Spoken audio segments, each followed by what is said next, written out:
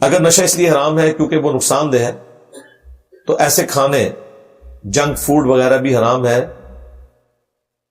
جو صحت کے لیے نقصان دہ ہے. جی بالکل نہ کھایا کریں. کس نے کہا ہے؟ بالکل نہیں کھانے چاہیے. بلڈ پریشر کے مریض کے لیے زیادہ نمک والی چیز بھی حرام ہے بالکل. شوگر کے مریض کے لیے چینی کا ایکسیسو یوز بالکل حرام ہے.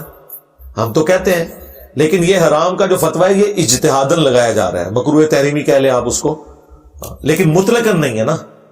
اگر کوئی کبھی کبھار کوئی اس میں سے فوڈ میں سے کچھ کھا لیتا ہے وہ تو مسئلہ کوئی نہیں ہے, لیکن ایک شخص نے عادت بنائی ہوئی ہے ریگولر, وہ مسئلہ خراب ہوتا ہے. انٹرنیٹ پر شیعہ اور اہل حدیث مناظرہ میں شیعہ مناظر نے اہل حدیث پر طنز کیا کہ جو شخص امام وقت کو جانے بغیر مر گیا وہ کفر پر مرا. نہیں, کفر پر تو نہیں مرا, جاہلیت کی موت مرا. کفر پہ کہاں سے مر گیا؟ آپ کا امام کون ہے؟ یہ سن کر سنی بتائیں کہ ان کا مہدی کیا پیدا ہوگا. بھئی شیعہ کا جو مہدی ہے وہ بھی تو 1200 سال سے سامنے کوئی نہیں ہے, لگتے بشکار ہی ہے.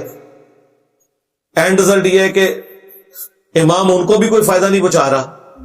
یہ سوال اگر مجھ سے 1200 سال پہلے کرتے تو شاید میرے لیے جواب مشکل ہوتا. خیر میں تو اس ٹائم بھی دے لینا سی, لیکن ہوں تو میں ڈنکے دی چوٹ سے کہہ سکتا ہوں کہ 1200 سال سے آپ کا امام بھی سامنے کوئی نہیں. مسئلے آپ بھی امام خمینی سے ہی پوچھ رہے ہیں, شیعہ علماء سے ہی پوچھ رہے ہیں. اور یہی چیز ہے کہ نبی اسلام کی ختم نبوت کی برکت سے اجتہاد کا دروازہ قیامت تک کھلا ہوا ہے. یہ جو امام کا ذکر ہوا نا, جس کو ماننا ضروری ہے وہ تو ہے وقت کا پیغمبر. اس کے بعد جو امام ہے وہ پولیٹیکل امام, جو حاکم وقت ہے وہ امام. ان میں آپ نے شریعت کے احکام کے اندر ان کی پیروی کرنی ہے اور برائی میں ان سے لگ رہنا ہے. کیا ایک لڑکی کو محرم کے بغیر گھر سے کافی دور اکیلے پڑھنے کی اجازت ہے؟ حالت امن ہو تو درست ہے, اگر حالت امن نہ ہو تو بالکل نہیں, بالکل کوئی اجازت نہیں. پھر ہمارے گاؤں میں لوگ درباروں سے مانگتے ہیں کوئی رہنمائی فرما دیں. ہم رہنمائی کر رہے ہیں نا, ہماری ہر ویڈیو یہی رہنمائی کر رہی ہے. آپ دربار لکھیں اور انجینئر مدلی مرزا رہنمائی کرنے والی اہمیہ ویڈیوز کھول جان گے.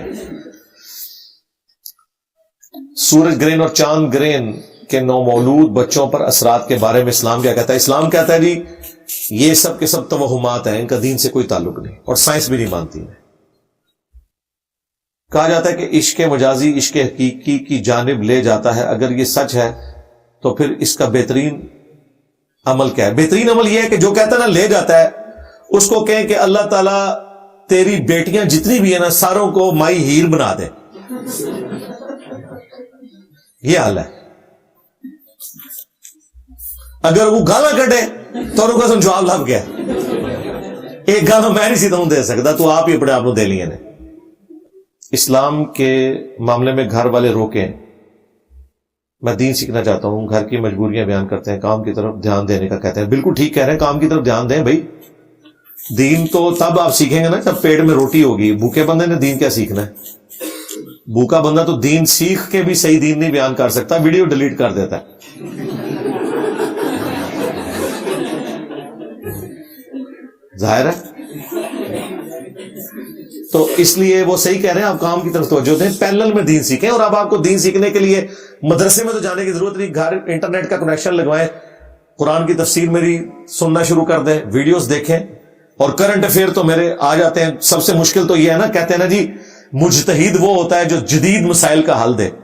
تو میرا خیال ہے تو سارے جدید مسائل کا حل اس پلیٹ فارم تو کوئی کرنٹ افیئر نہیں بچتا, بلکہ کتنے صحافی ہیں, کتنے ٹی وی اینکرز ہیں, وہ انتظار کر رہے ہوتے ہیں کہ میری ویڈیو آئے تو پھر اس کے بعد وہ اس کے اوپر بات کرتے ہیں کہ ہمیں کچھ نو ہاؤ ہو جائے اس ٹاپک کی جو ریلیجن سے متعلق چیزیں. کیا ہم ٹیکس کے اندر زکوٰۃ دے سکتے ہیں؟ بھائی اگر تو یہ ایمانداری سے ٹیکس یوز ہو رہا ہوتا تو میں آپ کو ہاں کہہ دیتا, اور کچھ اور شرائط بھی, کیونکہ ان ٹیکسز کے عوض ہم کچھ بینیفٹ بھی اٹھا رہے ہوتے ہیں. اس لیے بہتر یہ ہے کہ آپ نے زکوٰۃ اپنی پیرلل میں دینی ہے. گاندھی صاحب والا موقف جو ہے نا وہ درست نہیں ہے. Is it allowed to pray نماز while wearing printed T shirt? بالکل پہنے, کارٹون بھی ہو, کوئی مسئلہ نہیں ہے.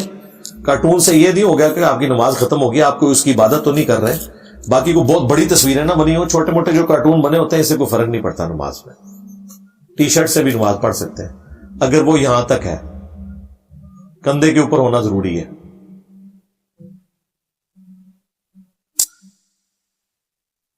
نکاح پہ کتنے کلمے سنائے جائیں؟ کوئی بھی کلمہ سنانے کی ضرورت ہی نہیں ہے. ویسے جو یہ آپ سے نکاح پہ کلمے سنے نا، اسے کو دعائے قنوت سنا.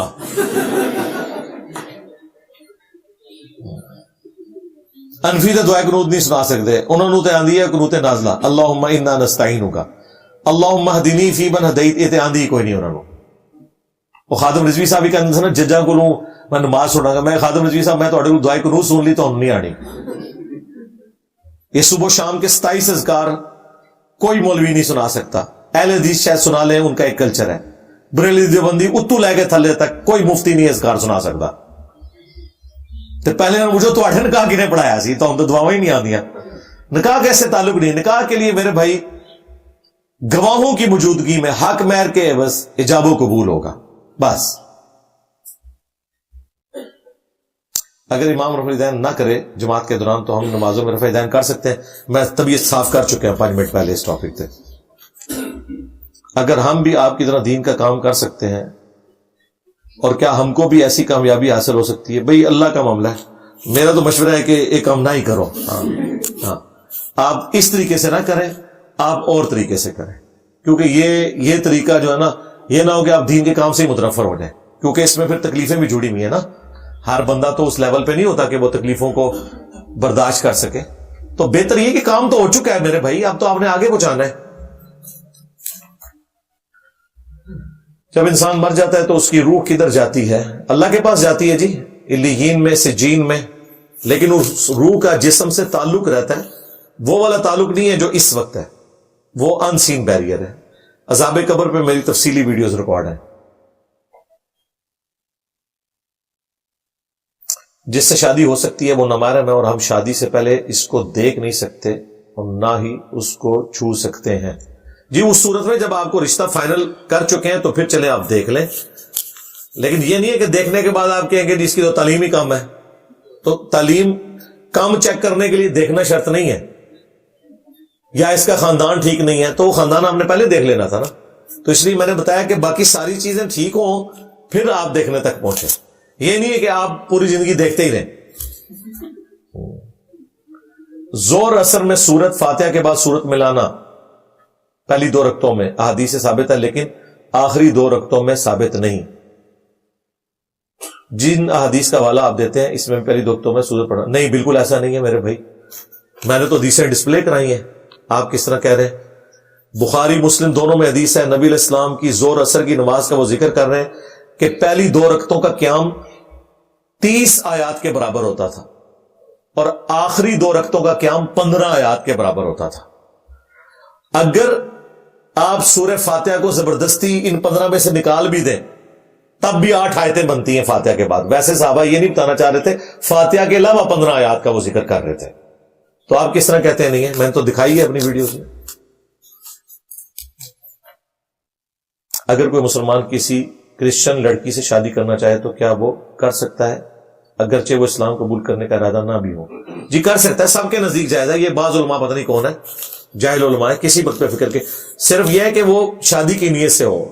یہ جو آپ ویزے شیزے لگوانے کے چکر میں 2 نمبریاں کر رہے ہوتے ہیں نا، وہ نہیں، وہ تو شادی ہوتی ہی نہیں ہے، 2 نمبری ہے. پراپرٹی ڈیلرز کا دونوں طرف سے کمیشن لینا جائز ہے، بالکل دونوں کے ساتھ نیکی کر رہے ہیں نا جی، کیوں نہیں لے گا؟ بیک وقت دونوں کے ساتھ وہ کر رہا ہے تو لے سکتا ہے. جو کہتا ہے حرام ہے اس نے دلیل پیش کرنی. اور وہ بھی دیکھیں انہوں نے ڈیوائیڈ کیا ہوتا ہے. ٹھیک ہے ایک طرف سے لے لے، 4% لے لے، وہ کہتے ہیں 2% یہ دے دیں 2% وہ دے دیں. تو اگر آپ چاہتے ہیں کہ ایک ہی دے تو ٹھیک ہے، کوئی ایک 4% دے دے، ان میں سے لڑ دے رہے. وہ میری شادی اس گھر میں ہو رہی ہے جس کی کمائی حرام ہے، کیا میں جہیز لے سکتا ہوں، کھا پی سکتا ہوں؟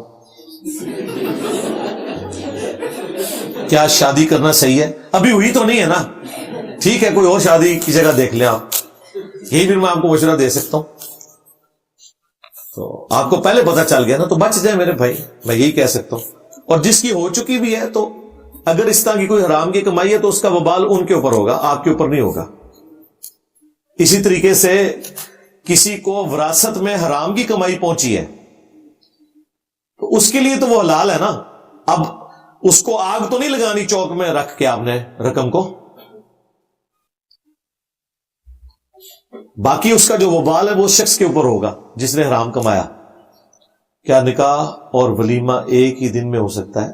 ولیمہ کے لیے رخصتی ہونا، مرد و عورت کا علیحدہ ہونا پبلک سے، باقی ازدواجی تعلق قائم ہو نہ ہو اس کے ساتھ اس کی کوئی شرط نہیں ہے. یعنی ان کا خلوت کرنا یہ ضروری ہے. تو نکاح کے موقع پہ تو ولیمہ نہیں ہوگا، ظاہر ہے ولیمہ تو ہوگا رخصتی کے بعد، جب آپ لڑکی جو ہے وہ اس کے خاوند کے حوالے کر دیں گے.